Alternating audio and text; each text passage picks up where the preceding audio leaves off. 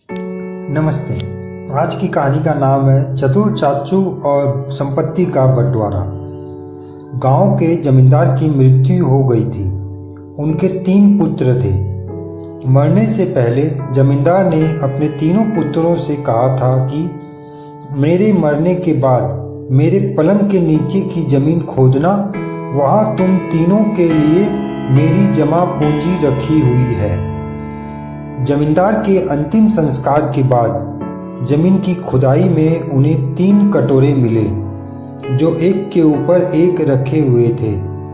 पहले कटोरे में मिट्टी थी, दूसरे में गोबर तथा तीसरे में तिनके रखे हुए थे और अंत में एक सोने का सिक्का था।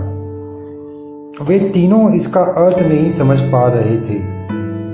इस पहेली को सुलझाने के लिए वे चतुर चाचू के पास आए और सारी बात बताई। चाचू ने कुछ देर सभी सामान को ध्यान से देखा, फिर खुशी से मुस्कुराकर बोले, तुम्हारे पिताजी ने इन कटोरों के माध्यम से अपनी संपत्ति का बंटवारा तुम तीनों में किया है। पहला कटोरा सबसे बड़ा है तो वह बड़े भाई का हुआ। उसमें मिट्टी भरी हुई है, अर्थात सारे खेत बड़े लड़के को मिलेंगे। दूसरा कटोरा मध्यम आकार का है, वह मंझले लड़के का हुआ। उसमें गोबर है, अर्थात सारे पशु यानी कि गाय, भैंस, बकरी आदि बीच वाले लड़के को मिलेंगे। तीसरा कटोरा सबसे छोटा है, वह छोटे लड़के का हुआ। उसमें तिनके भर सजाए हुए हैं, जो सुनहरे रंग में रंगे हुए हैं, अर्थात छोटे लड़के को सभी आभूषण और सोना चांदी मिलेंगे।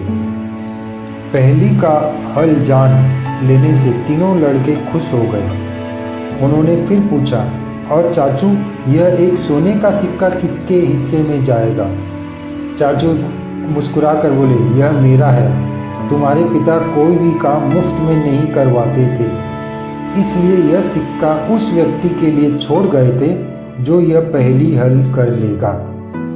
तीनों ने चाचू के पैर छुए और खुशी खुशी घर लौट पड़े। पहली शिक्षा यह मिलती है इस कहानी से कि बुद्धि लगाने से हल मिल ही जाता है, और दूसरी शिक्षा, किसी से भी फ्री में काम नहीं करवाना चाहिए। चैनल सब्सक्राइब जरूर करें। आपका मित्र रवि भरतिया। धन्यवाद।